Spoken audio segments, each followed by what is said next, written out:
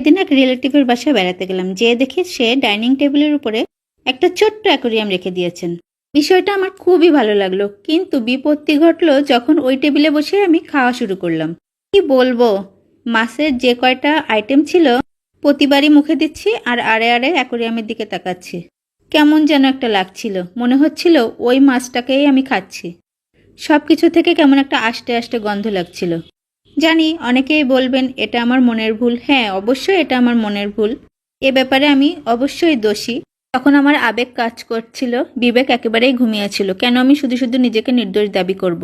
ডাইনিংয়ে ছোট্ট একটা অ্যাকোরিয়াম রাখার ব্যাপারটা যেহেতু আমার অনেক ভালো লেগেছিল, চিন্তা করতে লাগলাম কিভাবে বিভিন্ন রকম মানসিক অশান্তি দূর করে আমার টেবিলের কোণেও একটা ছোট্ট অ্যাকোরিয়াম করা যায়। যেই ভাবা সেই কাজ, দুধের স্বাদ ঘুলে মিটাতে শুরু করে দিলাম অ্যাকোরিয়াম পেইন্টিং, যেটা একদিকে যেমন আপনার ডাইনিংকে একটা সুন্দর লুক দিবে, অন্যদিকে আপনার কখনোই মনে হবে না এই যে মাছটা লাফ দিয়ে আমার প্লেটে চলে এলো, অথবা খাবার খেতে খেতে কখনো কাঁচা মাছের আষ্টে গন্ধও আসবে না আপনার নাকে।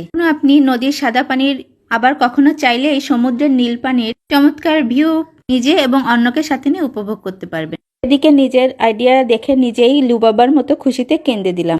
আপনাদের কাছে কেমন লাগলো আমার আইডিয়া অবশ্যই জানাবেন। ধন্যবাদ।